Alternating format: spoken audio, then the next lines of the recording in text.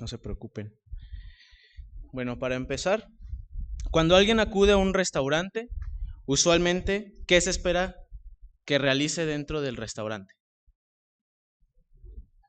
Comer, ¿no? En una biblioteca, las personas no van a ese lugar para casarse. Qué raro sería, pero no se espera que las personas lo hagan dentro de ahí. Tampoco los hombres se reúnen en una cancha de fútbol para tomar el té. Ni para la comida, ni las mujeres entran a una tienda de cosméticos esperando encontrar los ingredientes para la comida del día siguiente. Existen establecimientos en donde las personas acuden para realizar tareas específicas, donde en algunos casos sería difícil realizarlas en otros lugares. Ahora les voy a pedir que me acompañen a Efesios capítulo 4. Y el tema de esta tarde, hermanos, es el propósito de la iglesia. Y he titulado la predicación con la pregunta de ¿a qué vienes?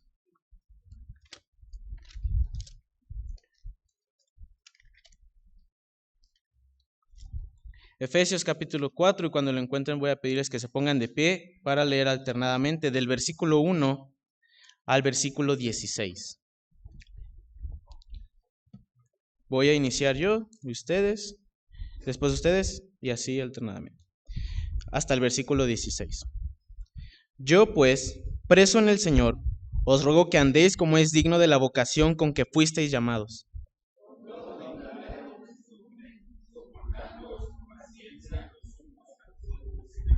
solícitos en guardar la unidad del Espíritu en el vínculo de la paz.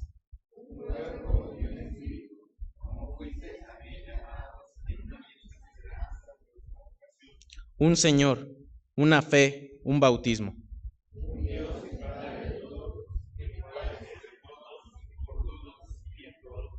Pero a cada uno de nosotros fue dada la gracia conforme a la medida del don de Cristo.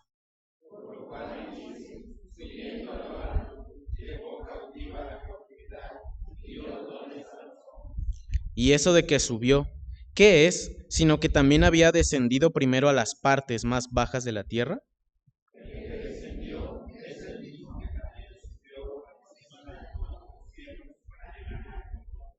Y él mismo constituyó a unos apóstoles, a otros profetas, a otros evangelistas, a otros pastores y maestros,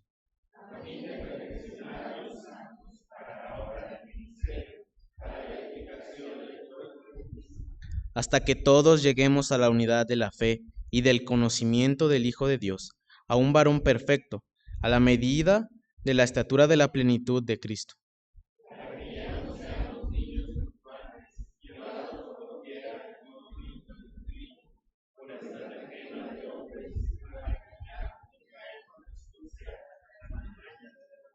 Sino que, siguiendo la verdad en amor, crezcamos en todo en aquel que es la cabeza, esto es Cristo, todos, de quien todo el cuerpo, bien concertado y unido entre sí por todas las coyunturas que se ayudan mutuamente, según la actividad propia de cada miembro, recibe su crecimiento para ir edificándose en amor. Vamos a orar para iniciar. Señor, agradezco este tiempo que tú nos permites como iglesia de reunirnos, Señor, para escuchar de tu palabra, para escuchar tu voz en nuestros corazones, Señor. Ayúdanos a recibirla y estar dispuestos a obedecerla, Padre. Bendice este tiempo y ayúdame también a mí, dame las palabras necesarias y ayúdanos como iglesia, Señor, a recibir tu mensaje. En el nombre de Cristo Jesús. Amén. ¿Pueden tomar su asiento, hermano?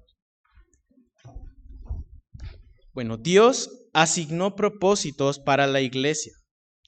¿Usted sabe cuáles son algunos de ellos? ¿Y qué está haciendo para cumplir con ellos? Dentro de este pasaje es posible hallar al menos dos de los propósitos de la iglesia. El primero de ellos es evidenciar la salvación. Note del versículo 1 al 6. Y antes de desarrollar este punto, la ciudad de Éfeso era popular por la idolatría que se encontraba en ese lugar. Incluso los practicantes habían construido un templo a la diosa de la fertilidad, Diana. Dicho templo fue considerado una de las 7 maravillas del mundo, además de lo común que era la práctica del ocultismo. Y por lo visto era una ciudad con un trasfondo muy oscuro y al existir la práctica de la idolatría en cada esquina. Pablo, al estar consciente de esto, ruega a los ahora nacidos de nuevo que cualquier acción que realicen refleje una distinción con relación a sus vidas anteriores. Note el versículo 1. Yo pues preso en el Señor, os ruego que andéis como es digno de la vocación con que fuisteis llamados. Cuando Pablo utiliza la palabra vocación, da la idea de un llamado o llamamiento. La palabra original puede adquirir un sentido de una invitación al llamamiento para participar en las bendiciones de la redención. Acompáñame a Romanos capítulo 8.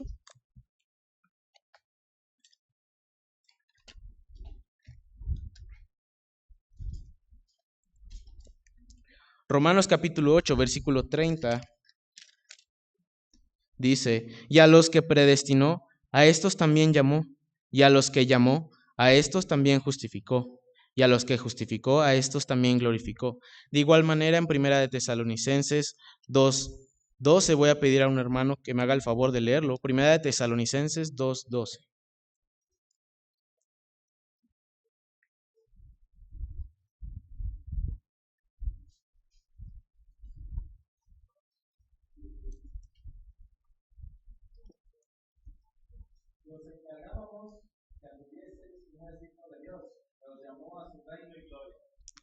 Gracias. Estos textos son un ejemplo de esta palabra. De nuevo, la palabra adquiere un sentido de una invitación al llamamiento para participar en las bendiciones de la redención.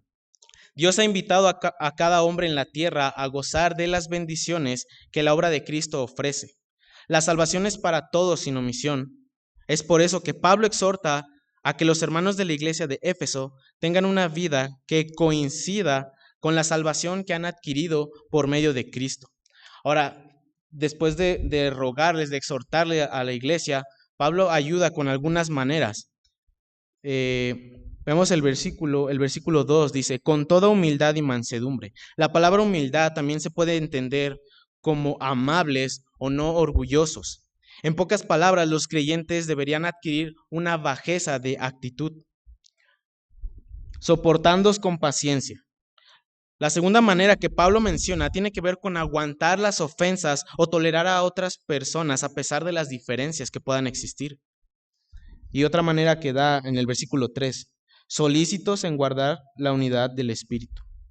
La palabra solícitos también se puede entender como esforzándose en guardar la unidad. Posterior a esto, Pablo menciona algunos ejemplos de la unidad del versículo 4 en adelante. La actitud de un cristiano debería ser luz en medio de los que se encuentran en oscuridad, tal como lo dijo Cristo en el Sermón del Monte. Ahora, en una ocasión salí a tocar puertas en Hermosillo y tuvimos la oportunidad de conversar con una señora ya mayor, la cual nos comentó que ella en su casa no le cerraba las puertas a personas que llegaban a hablarles de sus religiones, y ella nos comentaba que conocía a una persona que se hacía llamar cristiana.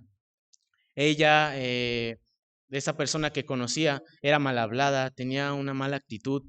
Entonces esta mujer con la que hablábamos, ella tenía una mala imagen de los que se hacían llamar cristianos. Y de nuevo, la actitud de un cristiano debería ser luz en medio de todas esas personas. Usted que asiste fielmente a cada uno de los servicios, debería de tener una actitud que verdaderamente indique que usted ha nacido de nuevo. Tal vez usted tuvo un pasado del cual se arrepiente, pero hoy usted debería ser completamente diferente. Usted ahora es parte de la iglesia de Cristo, no de un grupo de motociclistas o de fiesteros, porque si usted asiste a una iglesia es porque se está identificando como un seguidor de Cristo. Ahora, ¿qué puedo hacer? Pues lo acabamos de ver. Sea humilde, ponga a los demás antes que usted, las veces que sean necesarias. Como en Filipenses 2 del versículo 5 al 8. Si alguien en la congregación le ofende, tolérelo, téngale paciencia, procure la unidad con sus hermanos, evite pleitos. Además de comportarse de acuerdo a la vida en Cristo que tienen los creyentes, la iglesia debería, como ya vimos en el primer punto, evidenciar la salvación y ahora preparar al pueblo para la madurez.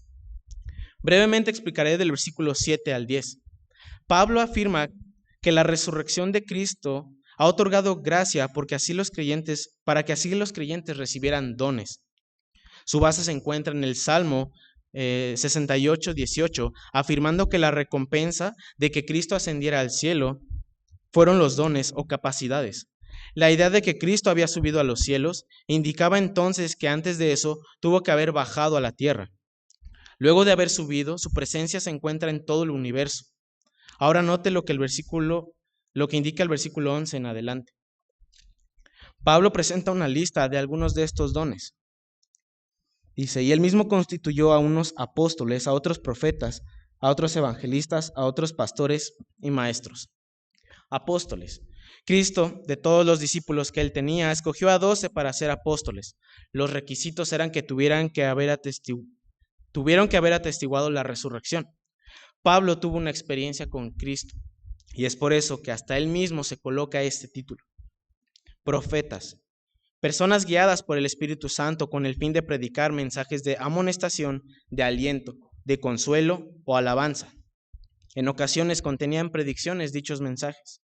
Evangelistas. En Hechos 21, 8 y en 2 de Timoteo 4, 5 son los únicos pasajes donde encontramos este término. Pastores. Alguien que cuida de su rebaño, tal cual un pastor cuida de sus ovejas. Sus tareas incluyen ministrar creyentes atribulados, exhortar y consolar a todos los creyentes, además de la administración de un grupo de personas. Maestros. Describe a una persona con cualidades y habilidades para enseñar, además de que probablemente alguien que sea de ejemplo. Entonces Pablo menciona una gran lista de algunos dones que existían en la iglesia. Posteriormente presenta el propósito de cada uno de los dones. ¿Alguien me lo puede decir? ¿Fuerte? Muy bien, en el versículo 12, a fin de perfeccionar a los santos. Cada uno de los dones que Cristo otorgó tienen el propósito de capacitar o entrenar a los creyentes para que así el ministerio crezca, o en palabras de la Biblia, sea edificado. La palabra edificar no es muy difícil de entender, tiene que ver con levantar o construir algo. Esto demuestra que todos los santos, y no solo unos cuantos líderes, deben involucrarse en el ministerio. Todos los santos están dotados para servir a otros espiritualmente, dice un comentarista. Hasta que todos lleguemos a la unidad de la fe, dice en el versículo 13. Esto se refiere a la información y a la experiencia, a un varón perfecto. Se puede entender la palabra perfecto como maduro. El fin es alcanzar la medida a la cual es Cristo. La meta de cada cristiano debería ser idéntico a Cristo. Pablo incluye un segundo propósito que va relacionado con el antes mencionado. Note el versículo 14. Para que ya no seamos niños fluctuantes. El capacitar a los creyentes utilizando los dones que Cristo otorgó resultaría en que cada uno dejaría de ser propenso a desviaciones y confusiones, así como lo son los niños, indefensos e incrédulos, además de evitar los malos hábitos de hombres engañadores. En contraste, una actitud espiritual infantil, el creyente crecería. ¿Alguien me puede responder cómo? El versículo 15 lo dice.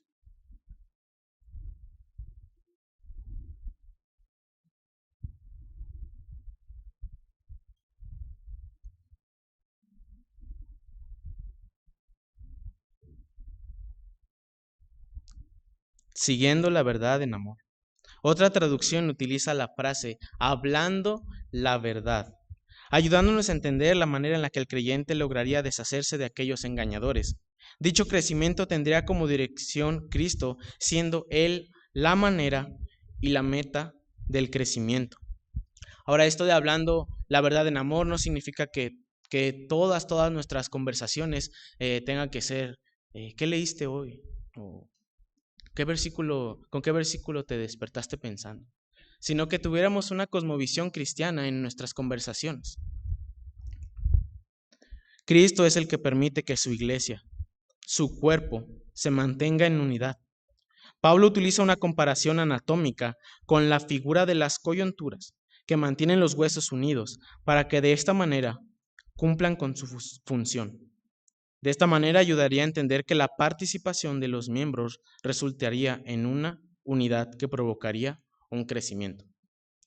Ahora les pregunto, ¿alguno de ustedes sabe cómo están organizados las hormigas? Existen diferentes trabajos que realiza una hormiga. Algunas son obreras, otras defensoras o reinas. Cuando una hormiga encuentra comida fuera del refugio, comienza a dar señales a las demás para que acudan y de esta manera trasladen el alimento al refugio. Las hormigas más grandes se encargan de defender a las demás de otros insectos mientras recolectan la comida que hallaron. Las que son de un tamaño promedio son conocidas como obreras o carroñeras, las cuales se encargan de construir el refugio y cada uno de los túneles y habitaciones, o de salir a buscar alimento. Las más pequeñas tienen la responsabilidad de cuidar de las larvas que la hormiga reina puso.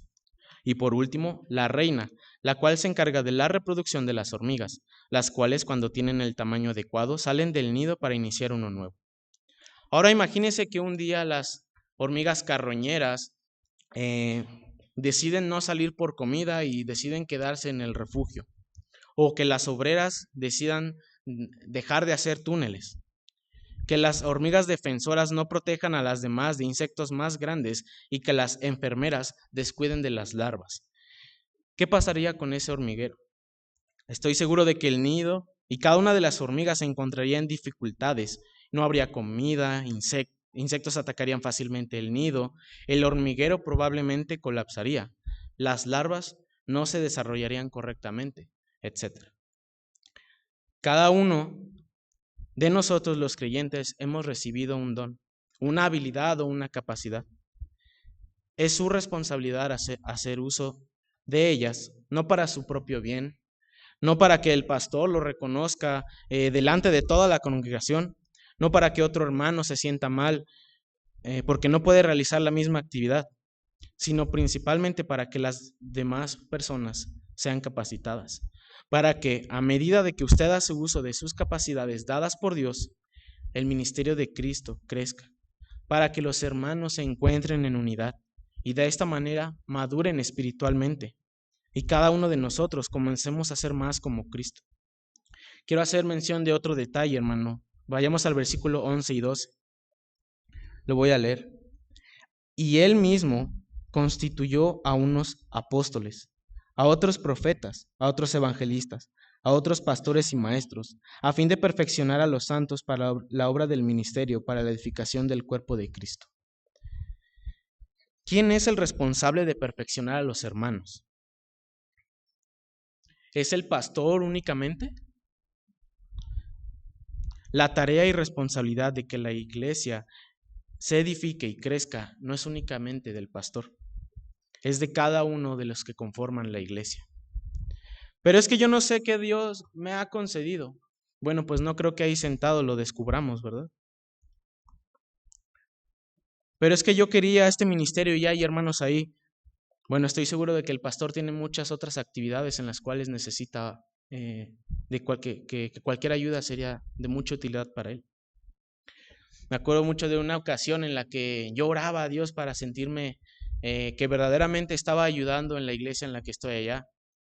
Y estaba orando y era un sábado y fui con el pastor esa tarde y le pregunté en qué le ayudaba. Y me dijo, bueno, hay un hermano haciendo el aseo, puedes ir a preguntar. Y fui a preguntarle, hermano, ¿en qué le ayudo? Me dio una escoba y un recogedor. Me dijo, pues ayúdame allá afuera. Hermano, no sé si usted me conozca muy bien, pero yo con tantito que haga calor empiezo a sudar un montón. Y luego en Hermosillo, eran como la 1, 2 de la tarde, estaba el pleno sol y ahí estoy barriendo bajo el sol, pobre de mí, ¿verdad? Pero yo sentía como Dios me estaba diciendo, bueno, ¿querías ayudar? Y cuando terminé me acerqué con el hermano y le dije, pues tome, ya terminé. Y él con una sonrisa me dijo, pues muchas gracias, pues porque me ayudaste ya me voy a poder regresar temprano a mi casa.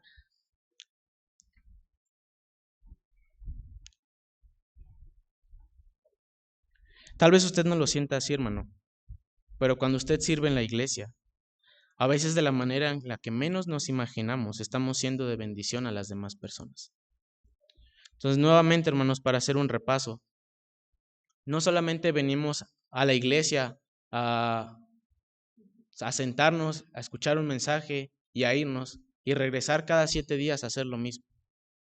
Venimos, como dijimos, número 1, para evidenciar la salvación. Cada uno de los mensajes que estamos recibiendo todos los domingos, todos los miércoles, debería de afectar nuestro corazón y debería de esa manera permitir que nuestra actitud sea de evidencia de con quién nosotros nos estamos identificando. Número 2, venimos a la iglesia, o la iglesia debería permitirnos desarrollar nuestras capacidades para que la obra del ministerio de Cristo crezca, para que la unidad con los hermanos crezca. Y de nuevo, espero que cuando yo leí este pasaje, porque este pasaje fue una de las tareas allá en el instituto, y cuando me di cuenta de que el pastor no es la persona que se tiene que encargar de todo en la iglesia, verdaderamente sentí una carga y una responsabilidad. Entonces, trabajemos, hermanos, y espero que la unidad de la iglesia comience a ser una prioridad para cada uno de nosotros, evidenciando la salvación en nuestras vidas y que la unidad, que el desarrollo de nuestras habilidades continúe unificando a nuestros hermanos en Cristo. De nuevo, podemos servir de distintas maneras. Podemos acercarnos, incluso una plática con nuestros hermanos puede ser de bendición para alguien que está pasando alguna dificultad. A lo mejor pensamos que ministrar a los hermanos tiene que ver con gastar mucho dinero, tiene que ver con organizar eventos grandes, pero de nuevo, incluso un ¿cómo estás? Puede ser de mucha bendición para un hermano. Así que vamos a orar. Padre, en esta tarde te damos gracias por el privilegio de poder ser una iglesia. En este año yo no me había puesto a pensar, pero si no fuera por Cristo, verdaderamente no tuviéramos comunión con otros hermanos. A lo mejor no conoceríamos a otros por medio de campamentos o eventos, ni siquiera aquí en la iglesia. Pero gracias a tu obra, Señor, nosotros estamos reunidos en esta tarde. Cada uno de los hermanos aquí presentes que se identifica contigo, pues tenemos esa responsabilidad de evidenciarlo. También tenemos una responsabilidad para con los demás hermanos, perfeccionarlos, capacitarlos, para que la unidad sea una prioridad entre cada uno de nosotros. Te quiero pedir en esta tarde que nos ayudes, Señor, a dejar malas actitudes entre nosotros, comenzar a ser humildes, comenzar a ser más pacientes con los hermanos y estar priorizando la unidad, Señor, con cada uno de los hermanos. También ayúdanos a desarrollar nuestros dones, nuestras capacidades, Señor. Por ejemplo, en esta semana vienen las escuelitas y todavía en la mañana el pastor solicitaba vacantes, solicitaba ayuda. Todavía hay muchas maneras en las que los hermanos podemos servir, aunque pensamos que ya está todo lleno, pero algo podemos hacer a fin de que tu obra crezca, a fin de que tú seas glorificado. Ayúdanos a priorizar la unidad. Ayúdanos a tener esa disposición para con los demás hermanos y dejar esas malas actitudes, malos pensamientos, cosas que estorben en nuestros corazones, pleitos, diferencias. Y que la iglesia unida sea madura, para que de esta manera otras creencias, desvíos no afecten nuestra vida ni nuestra comunión contigo, Señor. Así, con los ojos cerrados, doy lugar al pastor para que termine.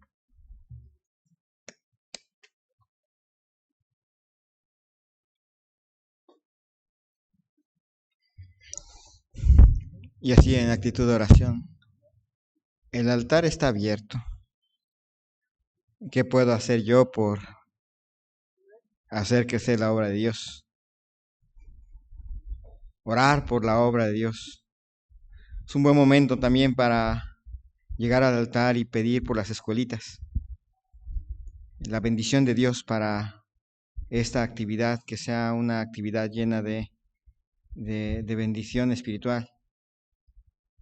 Que Dios bendiga a los niños, que haya protección de parte de Dios para los niños, que Dios dé abundante amor en los maestros y ayudantes para este servicio. Orar por los que organizan, orar por quienes preparan los alimentos, orar por quienes han prometido dar alimentos.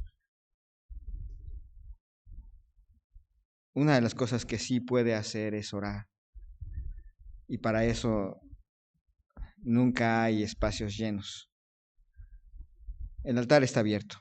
Mientras nuestra hermana toca el piano, Dios ha puesto en su corazón servir, ayudar en algo en las escuelitas. Por alguna razón no tiene tiempo porque está trabajando, pero puede comenzar hoy a orar por esta actividad. El altar queda abierto.